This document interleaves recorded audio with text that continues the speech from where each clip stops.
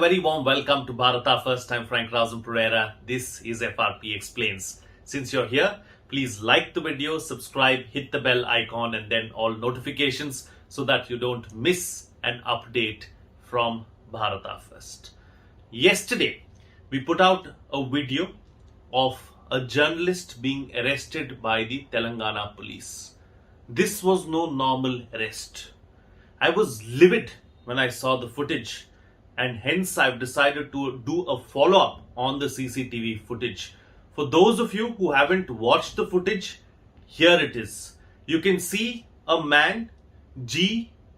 Raghuramakrishna, buying fruits from a roadside vendor. Suddenly two men come and approach him from behind and look at his whereabouts, then get hold of him, grab him, put him into a private white-colored car. This is the whole video where you can see the man struggling as well in a desperate attempt to get loose from the clutches of these people that he doesn't even know, and he doesn't know why he's being picked up in such a manner. Clearly, this is no arrest, and it is an act of abduction, an act of kidnapping. If someone has to be arrested for whatever crime he or she may have committed, this man is no terrorist. Clearly, he is not wielding or brandishing a gun, or a secret operation did not have to be carried out to get hold of this man and nab him. Who is he? He is a journalist who has been talking about the misdoings and the wrongdoings of the Telangana government, especially with regards to medical scams and land grabbing scams. And he has been continuously talking about it for a while now. This clearly seems like it hasn't gone down too well with the state government, and the police who were sent there in plain clothes and civilian clothes were asked to pick him up. He could have plainly been read his rights and arrested and taken away and been produced and given his rights as a citizen of this country, but that wasn't done. It is shameful, extremely shameful, to see our police act in this way.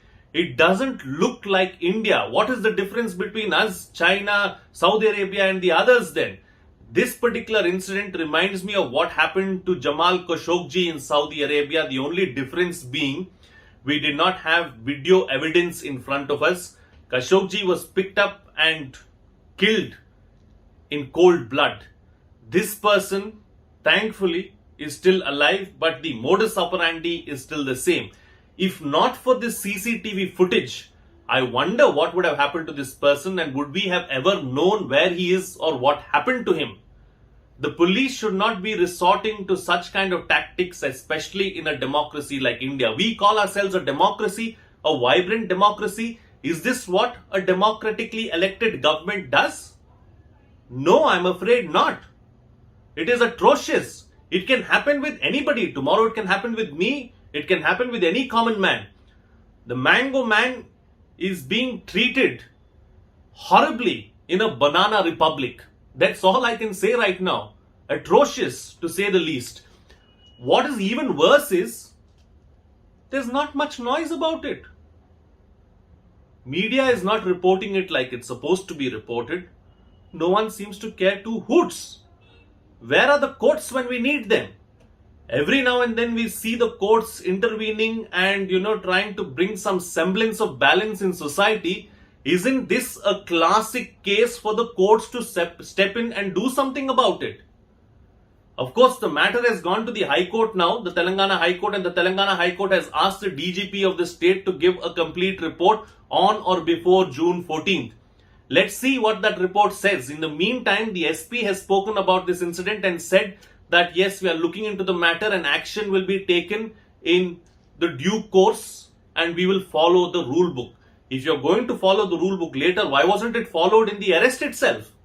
Did you have to abduct this man in such a way? What is the kind of message that you're sending out to the rest of the country? On one hand, you have journalists being picked up like this. On the other hand, you have other governments just, slapping the sedition law and booking so many people under sedition. Sedition is used for those who are anti-national. There is a clear demarcation between anti-national and anti-government. Just because you're anti-government doesn't make you anti-national.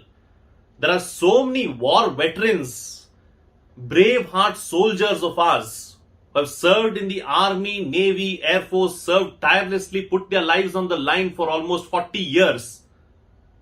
They have problems with governments and they criticize the governments. It's being done at the center, it's being done at the states as well. Does that mean that they are anti-national? Would they have put their lives on the line for 40 years if they are anti-national? So a clear distinction needs to be made between these two, and the sooner we make it, the better it is for our democracy. No wonder we are dropping down so badly as far as several of these indexes are concerned.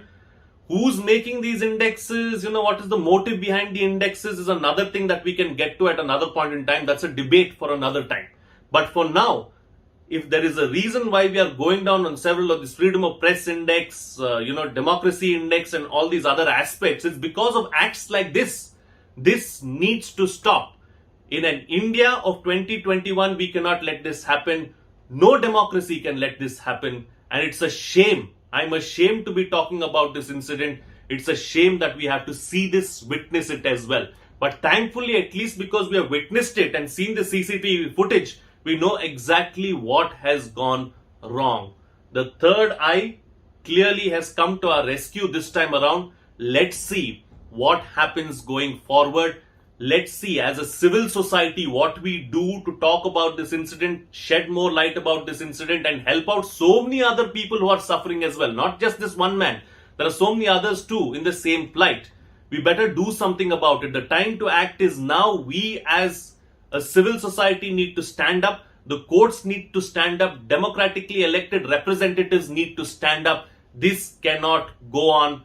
This is not at all acceptable. The time to act is now. Let's stand together and do something about it. With that, it's a wrap on this edition of FRP Explains. If you like the content, please like the video, subscribe, hit the bell icon and then all notifications. For those of you who would like to come forward and make a contribution, you may do so by using our UPI IDs. A small contribution that you make will go a long way in us bringing you this content. I need your support now more so than ever. So please do come forward. And let me know what you think about this incident in the comment section below. You can leave your feedback and suggestion as well. I'll ensure that I go through it. That's it from me. See you again next time.